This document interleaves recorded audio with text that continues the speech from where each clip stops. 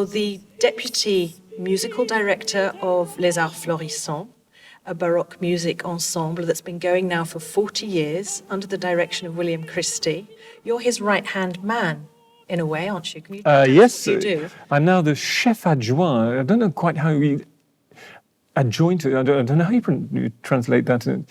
But we share the direction of the ensemble. It's an experience which is enormously rich, because I've been around Les Arts Florissants for a long time as a singer. I sang for the first time more than 25 years ago. And Les Arts Florissants is a family. It's like a large musical family. And so there's some people, we have a lot of young players in the orchestra, young singers, but there are some people who've been around for a long time, who are real stalwarts of the ensemble.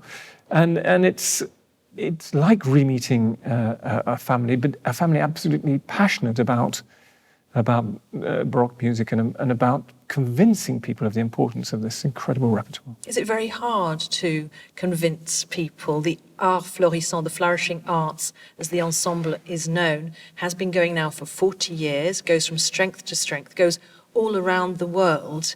It seems like it's quite easy. You have an audience, you have apparently 100,000 spectators all over the world in a year. I think it's always a challenge. I think it's nothing, we're not given anything.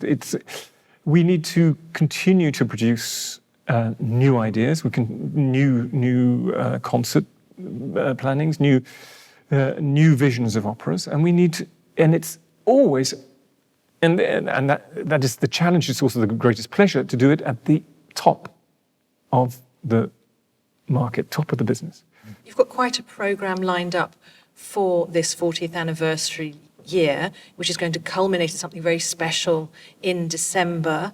In the meantime, you have set up a new festival in the grounds or around the village of Thierry in the west of France, where William Christie has set up this cultural centre. Yeah, that's right. So now we have two festivals. So we've had for about 10 years now the summer festival, which has had an amazing success, and I don't think that's by chance. It's a very special, it's a gorgeous festival. It takes place within the gardens, and it's in August, so we can more or less count on the weather in the west of France, southwest of France in August. And it's beautiful in the way in which it's very unpretentious. It's a festival for everyone. And since it's a festival in the garden, of course, there's no artist's entrance. If you want to go to perform in a part of the garden, you have to go on the same path as everyone else who's going to go and listen. So it's a time as rich, I think, for the artists as for the public. And then we have a second festival in the spring. In the spring, it's less predictable in terms of weather for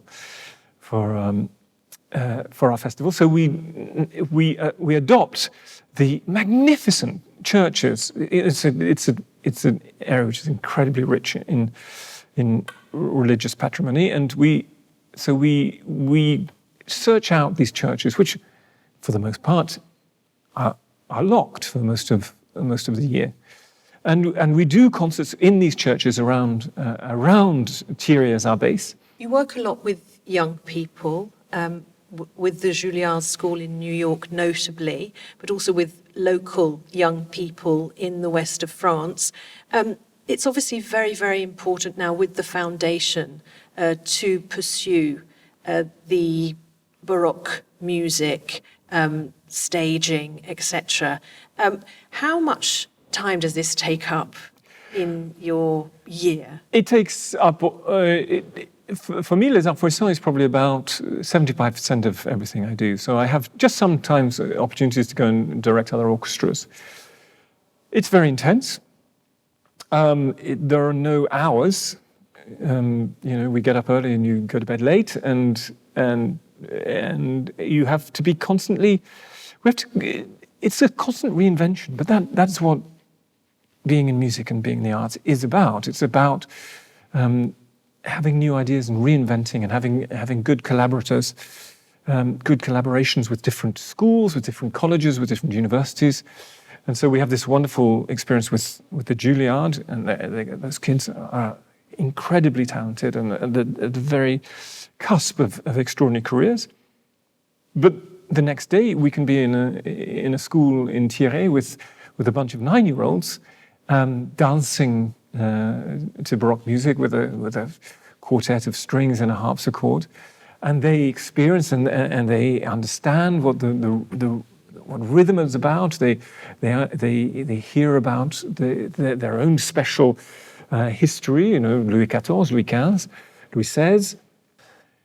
What we want to do is try and create a palette of imagination in kids of all ages, and that can be as late as the Juilliards or our own juniors program on the Jardin des Voix, and as early as the kids in the schools around Thierry or around the Philharmonie in Paris is to create in them this capacity to see the past as something real, something which informs their present, so that we can have a population who understands where they stand, and not to go off on these crazy political dead ends, but to understand that we are part of a long history, a rich and wonderful history.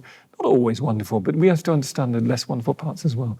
And that is what a cultural education is about. And that's what we exist for. Not to create another audience, but if they are interested and they come back and hear our concerts, well, I'd be delighted to see them again. When you were a young person, did you imagine that one day you would be among the top Baroque singers in the world? No, I didn't at all. No, and even when I started singing, my ambition was just to be able to make enough to live in singing. So I imagined myself singing in a chorus, and that was and I can say, absolutely honestly, it still was my only ambition. And all the rest was just this huge pile of cherries on the cake. And I still can't believe it. I still walk out, in the choir and the orchestra there, and, I walk out in front of the public in Paris with the soloists, and I just cannot believe it. I cannot believe it. But I'm just the luckiest man in Christendom. Paul Agnew, thank you very much for speaking to what us a pleasure. today.